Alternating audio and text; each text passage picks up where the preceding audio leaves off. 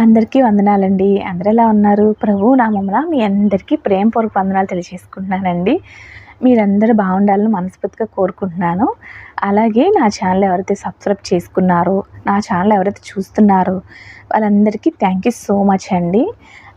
అట్లాగే కొత్త వాళ్ళు ఎవరైనా ఉంటే నా ఛానల్ని సబ్స్క్రైబ్ చేసుకోమని మనవండి. నేను చెప్పే టాపిక్ ఏంటంటే శ్రమలు. దేవుడు మనకి శ్రమలు ఎందుకు అనుమతిస్తున్నారు? అలాగే శ్రమల వల్ల మనకి పొందే లాభాలేంటి?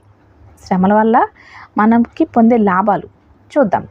కొంతమంది శ్రమలు వచ్చినప్పుడు ఏమనుకుంటారు, నాకే ఎందుకు ఇలా శ్రమలు వస్తున్నాయి, నేను ఇలా ఉన్నాను కదా, దేవుని సన్నిధిలో ప్రార్థిస్తున్నాను కదా, నేను ఇంత నీతిమంతురాల్లాగా ఉన్నాను, నేను ఎవరిని ఒక మాట అనట్లేదు, నేను ఎవరితో అయిష్టంగా ఉండట్లేదు, ఇట్లా రకరకాలుగా మనము అనుకుంటానే ఉంటాం కదా మనసులో.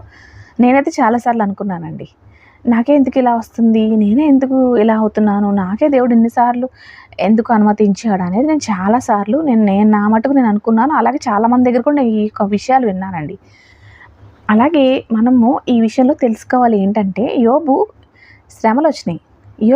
యోబు విషయంలో సాతాను వెళ్ళి దేవుని దగ్గర పర్మిషన్ అడుగుతుంది.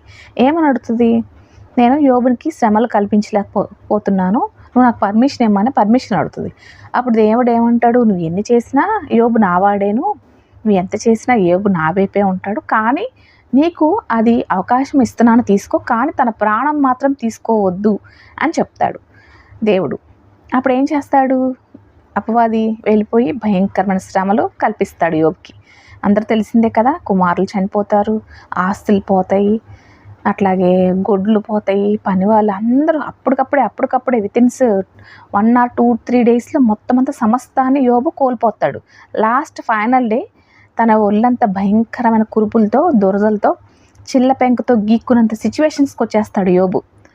అప్పుడు యోబు యొక్క స్థితిని బట్టి యోబు తన భార్య ఏమంటదండి, దేవుణ్ణి మరణం కమ్మని అడగరాదా, చనిపోరాదా, ఇంకా నువ్వు ఎందుకు ఇలా బతుకున్నావు అని చెప్పి చాలా నీచంగా మాట్లాడుతుంది యోబు యొక్క భార్య. అలాంటి సిచ్యువేషన్లో కూడా యోబు ఎప్పుడు దేవుని నిందించలేదండి. అంత నీతిమంతుడు యోబు. యోబు యొక్క శ్రమను బట్టి మనము ఎంతో నీతి నేర్చుకుంటాం. అలాగే మనము యోబు శ్రమ పొందిన తర్వాత శ్రమలు అయిపోయాక రెండింతలుగా ఆశీర్వాదాలు కూడా పొందుకుంటాడు. అది కూడా మనం చూస్తాం. ఒక శ్రమ వచ్చినప్పుడు మనము కూడా అంతే స్ట్రాంగ్గా యోబులాగా నిలబడితే రెండింతల ఆశీర్వాదాలతో మనం కూడా నింపబడతామండి. మనం సనగద్దు, దేవుని మీద సనగద్దు, మనుషుల మీద సనగద్దు. దుర్జనులు చూసి మచ్చరపడద్దని చెప్పుందండి సామెతల గ్రంథంలో. మనము మన